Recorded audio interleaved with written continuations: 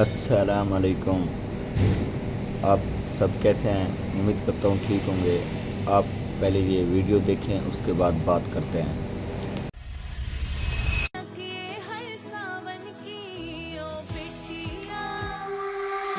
ये इस मुल्क में ये क्या हरामीपन हो रहा है।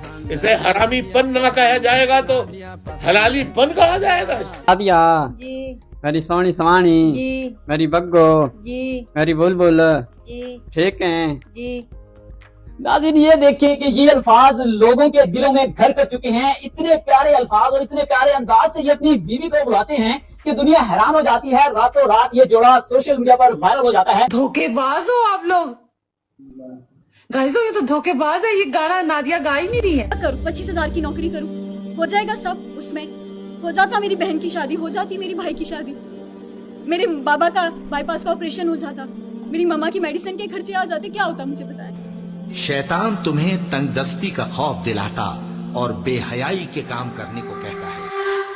पाकिस्तान में लोग आजकल चीप पब्लिसिटी के लिए किस हद तक गिर चुके हैं और अपनी अखलाकियात, गैरत और दीन की तालीमात को भी बेचने के लिए किस हद तक तैयार हैं। ये 3 वीडियो इसकी बेहतरीन मिसाल हैं, जिन्हें पोस्ट तो किया गया था लोगों को जज्बाती करके धोखा देने के लिए, लेकिन इनकी हकीकत जानकर आपको आंखों और कानों पर यकीन नहीं होगा कि कैसे लोगों को जज्बाती करके इनकी हमदर्दी का फ़ायदा उठाकर ये लोग पैसा कमाते हैं और आपको धोखा देते हैं।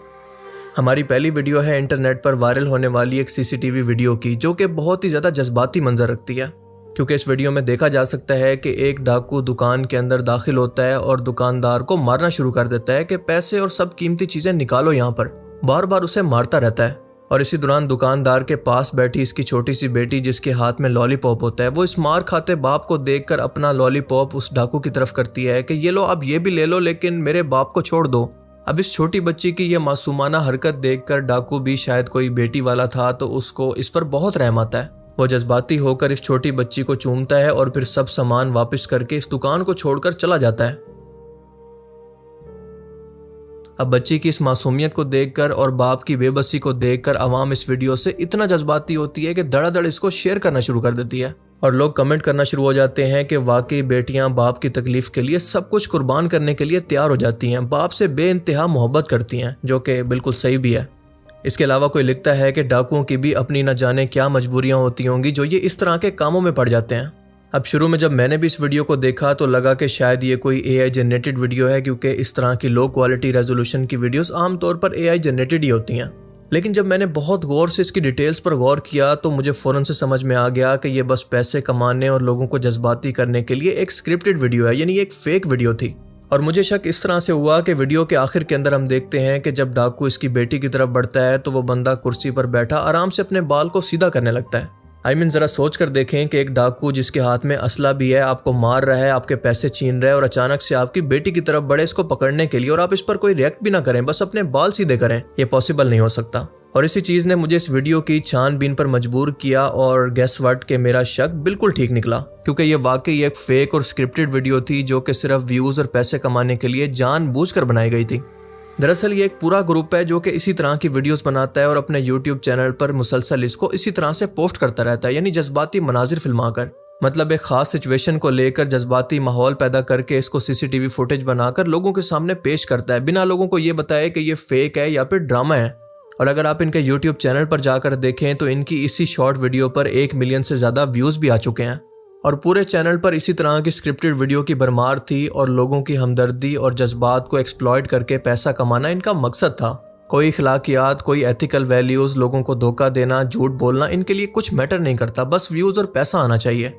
अब आप सोचें कि ऐसी वीडियो से माशरे को कितना बड़ा नुकसान होता है, क्योंकि लोगों का एतमाद इस तरह की वीडियोज़ पर ख़त्म होने लगता है। मतलब कल को कोई वाकई इस तरह का सीरियस वाकया होता है तो लोग इसको भी फेक समझकर इससे तवज्जो हटा लेंगे, क्योंकि जब बार बार जाली और जज्बाती वीडियोस लोगों के सामने आती हैं तो लोग असल वाकयात पर भी शक करने लगते हैं, जिसकी वजह से नुकसान हकीकी मजलूमों को होता है।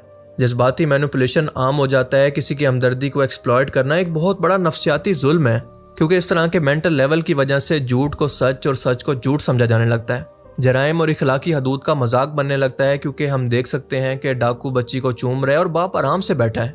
अभी ये अमल जुर्म की हकीकत को मामूली और ड्रामाई अंदाज के अंदर बना देता है, जिसको लोग आहिस्ता आहिस्ता से एक्सेप्ट करने लगते हैं। इसके अलावा लोगों का टाइम, लोगों के जज्बात और लोगों के एहसासात ज़ाया होते हैं और हर जाली वीडियो लोगों के जहन के अंदर परेशानी, अफसुर्दगी या जज्बाती झटके छोड़ती है जो कि एक लंबे टाइम के अंदर इनके दिमाग में महफूज रहते हैं। मैंने तो ऐसे लोग भी देखे हैं जो कि साइको हो जाते हैं इस तरह की डिप्रेस्ड किस्म की वीडियोस की वजह से कि माशरे के अंदर क्या हो रहा है। और इस तरह के क्रिएटर्स अपनी आवाम को धोखा देकर ये सब कुछ उनको देते हैं सिर्फ अपनी कमाई के लिए।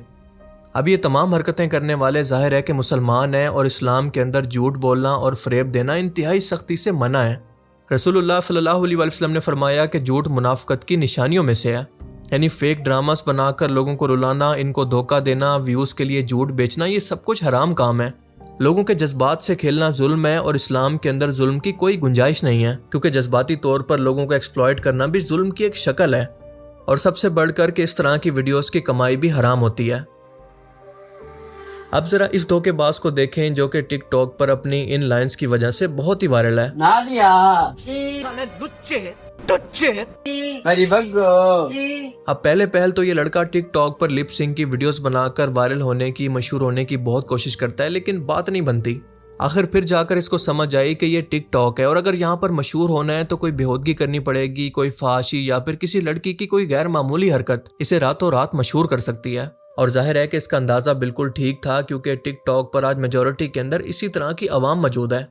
फिर इस लड़के ने दिमाग लड़ाया और क्या किया कि इस काम के लिए अपने छोटे भाई को इस्तेमाल किया और लड़की का ड्रेस पहनाकर, मेकअप करके, ज्वेलरी पहनाकर अपनी बीवी बनाकर पेश किया। और वीडियोस में उसे प्यार से बुला कर कोई फालतू किस्म के डायलॉग बोलता तो आगे से ये लड़का या लड़की अजीब आवाज़ के अंदर बस जी जी का जवाब देती। ये उसे कहता नादिया तो आगे से जवाब देती कि जी जी जी, बस बिल्कुल एक रोबोट की तरह। क्योंकि अगर इसके आगे के वर्ड ये बोलेगी तो सबको पता चल जाएगा कि पैकिंग कुछ और है और मटेरियल कुछ और। चलो गाना सुनाओ नादिया, इससे ज्यादा आसान कोई नहीं है, गाना सुना दो।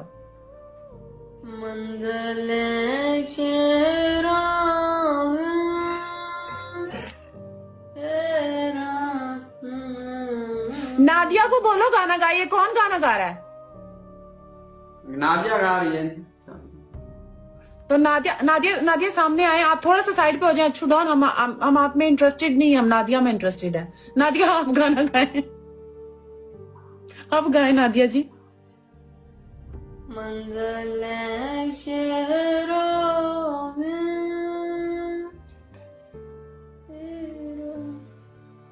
नादिया तो नहीं गाना गा रही ना। गाइजो तो धोखेबाज हो आप लोग। गाइजो ये तो धोखेबाज है, ये गाना नादिया गा ही नहीं रही है। नादिया गा रही है। जिस तरह से अल्लाह के रसूल ने झूठ बोलने वाले पर, फहाशी, सूद, जिना करने वाले पर लानत फरमाई है, इसी तरह से ऐसे मर्दों पर भी लानत फरमाई है जो मर्द होकर औरतों का हुलिया इख्तियार करें, और ऐसी औरतों पर भी लानत फरमाई है जो कि औरत होकर मर्दों का हुलिया इख्तियार करें। यानी ये वो लानती लोग हैं जो कि सिर्फ मशहूर होने के लिए गुनाह की किसी हद तक भी, यानी इखलाकी पस्ती, झूठ, फरेब और मर्दानगी की किसी भी हद तक गिरने को तैयार हैं। और यही वजह है कि अल्लाह ने दुनिया के अंदर दौलत, औरत और शोहरत को फितना बनाया है कि इंसान इसके लिए किसी भी हद तक गिरने को तैयार हो जाता है। अब यहाँ पर मसला सिर्फ इन दो लड़कों का नहीं है, बल्कि असल मसला ये है कि ये दो नौजवान आने वाली नस्लों को भी यही काम करने की मोटिवेशन दे रहे हैं। और कुछ ही टाइम के बाद आप देखेंगे कि टिकटॉक पर हर कोने से ऐसे ही लड़के लड़कियों का गेटअप करके आपको स्क्रीन पर नजर आएंगे। अब ऑनेस्टली मुझे ऐसे लोगों को सपोर्ट करने वाले लोगों की भी समझ नहीं आती कि वो इस तरह के कंटेंट को देखते भी हैं, सपोर्ट भी करते हैं और इसके बाद गालियां भी देते हैं इनको। अब इस तरह की वीडियो सिर्फ झूठ नहीं है, बल्कि नई नस्ल के ज़हन को तबाह करने का मंसूबा है, क्योंकि जिन अमाल पर रसूलुल्लाह सल्लल्लाहु अलैहि वसल्लम ने लानत फरमाई है, ये लोग इनको एंटरटेनमेंट बना रहे हैं। इस तरह के लोग माशरे को मिसगाइड करके बेहयाई आम करते हैं और कौमें बेहयाई की वजह से ही बर्बाद होती हैं।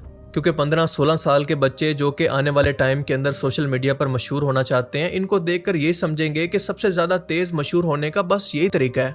क्योंकि आज इस माशरे के अंदर झूठ और फ्रॉड को नॉर्मलाइज किया जा रहा है और इस तरह से लोग इसको एक्सेप्ट भी करते जा रहे हैं। लेकिन याद रखें कि आज जो शोहरत इन बच्चों को खुशी दे रही है, कल जब इनके बच्चे जवान होंगे, इनके ख़ानदान के लोग ये सब कुछ देखेंगे, तो उस टाइम इनको नदामत, शर्मिंदगी और पछतावे के सिवा कुछ हाथ नहीं आएगा।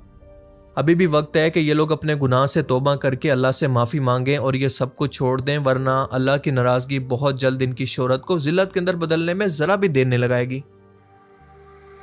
अब जरा इन मोहतरमा टिकटॉकर की भी सुन लें, जो कि सुबह शाम टिकटॉक पर मुजरा करके, बेहयाई फैलाकर, जिस्म दिखाकर, नामहरम मर्दों के साथ रिलेशन रखकर, हराम रिलेशनशिप और हराम चीज़ों को प्रमोट करने के बाद नेशनल मीडिया के एक ब्रॉडकास्ट पर आकर ये सवाल करती हैं और रोते हुए ये सवाल करती हैं कि हम लोगों को इतना सोसाइटी की तरफ से जज क्यों किया जाता है, लोग हमें बुरा भला क्यों कहते हैं। क्योंकि इसी नाच गाने की कमाई से मैंने अपने माँ बाप को हर सहूलत दे रखी है, अपने भाई की शादी की है, अपने बाप का ऑपरेशन करवाया है। क्या 20-25 हज़ार की नौकरी के अंदर ये सब कुछ हो जाता? वरना मैं क्या करती? क्या किसी अमीर शख्स से शादी करके उसके बच्चे पालती? और शायद इसी वजह से बेशरम बनकर मैं बेहयाई के रास्ते पर चल पड़ी हूँ। 25 हज़ार की नौकरी करूँ, हो जाएगा सब उसमें, हो जाता मेरी बहन की शादी, हो जाती मेरी भाई की शादी, मेरे बाबा का बाईपास का ऑपरेशन हो जाता, मेरी मम्मा की मेडिसिन के खर्चे आ जाते, क्या होता मुझे बताएं? क्या रहता है फिर औरत के पास? या फिर वो कोई अमीर सा बंदा ढूंढे, उसकी जूतियां खाए, उसकी मारपीट सहे, उसके बच्चे पाले, ताकि वो आपके महीने का घर का राशन पूरा कर सके? या फिर आपको बेशरम होकर दुनिया में निकलना पड़ता है? तो मैं शायद बेशरम होकर निकल पड़ी। अब शादी और बच्चे पालने के बारे में इस तरह की सोच अगर इनके माँ बाप की भी होती तो शायद आज ये दुनिया के अंदर भी मौजूद ना होती। अब जरा सोचें कि ये कितना खतरनाक खेल खेल रही हैं कि इस गुनाह को, बेहयाई को अपनी अयाशियों के पीछे छुपाना चाहती हैं, ताकि कल को और भी इस तरह की लड़कियां भी इस तरह के हराम कामों को जस्टिफाई कर सकें कि हम भी मजबूरी में ऐसा करती हैं। किसी की चोरी करने वाला, किसी की डकैती करने वाला भी यही मजबूरी बताता है कि मैंने मजबूर होकर ये काम किया है, तो क्या कानून उसको इस सफाई पर छोड़ देता है? बिल्कुल नहीं। कानून उसको पकड़कर इसलिए सजा देता है ताकि बाकी चोरों के लिए ये इबरत हो कि वो इस तरह की हरकत या कानून को तोड़ने वाली हरकत कभी ना कर सकें, जिसकी वजह से बाकी लोगों को नुकसान हो, माशरे के अंदर फसाद ना फैले। अपनी दौलत और शोहरत की हवस के लिए ये आने वाली नौजवान नस्लों का ब्रेन वॉश कर रही हैं। अब मेरा सवाल ये है कि क्या ये कमाई हलाल तरीके से नहीं हो सकती? क्योंकि हम देखते हैं कि वेस्ट के अंदर भी कई लड़कियां doctor, engineer, chartered accountant, astronaut, scientist, content creator बनकर हलाल तरीके से पैसा कमा रही हैं, और वो भी बिना किसी की हेल्प के। अब जरा एक मिनट के लिए सोचें कि इस तरह की पढ़ी लिखी लड़कियां भी सिर्फ ये सोचकर कि इनके पेशे के अंदर कोई पैसा नहीं है, अगर सिर्फ पैसे को मोटिवेशन बनाकर इस बेहयाई के रास्ते पर चल पड़ें, तो सोचें कि इस माशरे का क्या हाल होगा जब इस तरह की हाईली एजुकेटेड लड़कियां, पढ़ी लिखी लड़कियां ऑनलाइन बैठा हुआ लड़कियों को देखेंगी और सोचेंगी कि भिखारी बनकर हम एक दिन के अंदर लाखों करोड़ों कमा सकती हैं। तो क्या कोई स्किल हासिल करना या फिर कोई पढ़ाई लिखाई करना उनकी मोटिवेशन होगी कभी? आखिर उनको भी कभी ना कभी तो ये सोच जरूर आएगी कि वो इस तरह से बेहयाई फैलाकर लाखों करोड़ों रुपए आसानी से कमा सकती हैं, क्योंकि जाहिर है कि पैसा तो सबको चाहिए। मैडम, हराम काम हराम ही रहता है, चाहे आप इसके लिए जितनी मर्जी तावीलें दे लें। अल्लाह ताला ने कुरान करीम के अंदर वाज़े तौर पर यह फरमाया, जिसका मफहूम है कि जो लोग माशरे के अंदर बेहयाई को आम करते हैं उनके लिए दुनिया और आखिरत दोनों के अंदर दर्दनाक अजाब है। अल्लाह के अजाब से डरो, क्यों उसके गज़ब को दावत देते हो? और वैसे भी इंसान की दौलत की हवस तो कब्र के अंदर ही जाकर ख़त्म होती है, उससे पहले तो कभी नहीं हो सकती। सो हलाल तरीके से कमाया गया माल जो कि आपकी ज़रूरत पूरी कर सके वो आपके लिए काफ़ी है, क्योंकि उसके अंदर बरकत भी होती है। आप ज़्यादा भी कमा सकते हैं जितना आपका दिल चाहे, लेकिन उसकी वजह से माशरे के अंदर कोई बिगाड़ पैदा ना हो। अगर आपकी इस सोच को एक्सेप्ट कर लिया जाए कि बेहयाई भी जायज़ है अगर आपका दिल साफ हो और आपके घर का खर्च चल रहा हो, तो फिर इस तरह का फहश किस्म का मवाद, हराम ताल्लुकात, immoral trends, only fan culture, lust driven economy, सबको माशरे के अंदर जगह मिल जाएगी। और ये लॉजिकली फैमिली सिस्टम को तबाह कर देगा, लोगों के नफ्सियात को तबाह करेगा, यूथ मोटिवेशन कोलैप्स हो जाएगी, एक हाइपर सेक्सुअलाइज किस्म की सोसाइटी बनेगी जो कि माशरे को तबाह करके रख देगी। मैडम, आप अपनी मजबूरी को जस्टिफाई ना करें, अपने गुनाहों को सच्चाई का नाम ना दें और अपनी फाशी को आज़ादी का नाम ना दें। आप खुद ही सारी दुनिया के सामने ये काम कर रहे हैं, खुद ही पब्लिक कंटेंट बना रहे हैं, खुद ही अपनी वीडियोस को एक एक करके फ़ोन में डाल रहे हैं, तो फिर लोग इस पर बात क्यों ना करें? ये कैसे हो सकता है? इस्लाम के अंदर अमर बिल मारूफ और नही अनिल मुनकिर फ़र्ज़ है, क्योंकि अच्छी बात का हुक्म देना और बुराई से रोकना ये दोनों मुसलमानों की जिम्मेदारी है। ये कोई हेट नहीं है, बल्कि ये दीन का हुक्म है। तो टिकटॉक पर जब आप ये वीडियोस डालकर पूरी दुनिया के सामने नाचती हैं, डांस करती हैं, बेहयाई फैलाती हैं, तो फिर क्या लोग आपको बुरा भला भी ना कहें? गुनाह को गुनाह ही कहा जाएगा, चाहे वो कोई भी करे, चाहे वो मर्द करे या फिर कोई औरत। और वैसे भी औरतों से ज़्यादा इमोशनल ब्लैकमेल कोई नहीं कर सकता, क्योंकि हमारी आवाम तो पहले से जज्बाती है, और जब इस तरह की वन साइडेड स्टोरी सुनती है, लड़कियों को रोता देखती है, तो जज्बात में बह जाती है। अब मेरा एक सवाल यहाँ पर यह भी है कि आपने अपने भाई की शादी की है, तो क्या आपका भाई इतना जवान होकर भी इतना नहीं कमा सकता कि अपनी शादी खुद कर सके? और अगर नहीं कमा सकता तो आपने उसकी शादी क्यों की है? क्या आपके माँ बाप का खर्चा उठाना आपके भाई की जिम्मेदारी नहीं है? क्या सिर्फ आपकी जिम्मेदारी है? चले, हम तो आपके बकौल सोसाइटी के लोग हैं, आपको जज करने की कोशिश करते हैं, आपको सीधे रास्ते पर लाने की कोशिश करते हैं, तो क्या आपके माँ बाप आपकी इस तरह की वीडियोस देखकर आपको इस तरह की वीडियोस से मना क्यों नहीं करते? मेरी दुआ है कि अल्लाह पाक आपको हिदायत अता करे और दीन की सही समझ अता फरमाए। और वीडियो के आखिर में बस इतना कहना चाहूँगा कि इस वीडियो का मकसद लोगों की इस्लाह करना है, ना कि किसी को हेट देना। सो इस वीडियो के बाद किसी को भी जाकर हेट मत दीजिएगा। रिस्पेक्टेबल तरीके से क्रिटिसाइज भी करें और लोगों को प्यार से समझाने की कोशिश करें, क्योंकि हिदायत देना आपके मेरे हाथ में नहीं है बल्कि अल्लाह के हाथ में है। अल्लाह ताला से दुआ है कि वो हमें समझने की और नेक अमल करने की तौफीक अता फरमाए। आमीन। और अगर ऐसी वीडियो और आप देखना चाहते हैं तो मेरे चैनल को सब्सक्राइब करें, लाइक करें और कमेंट करें। Thank you.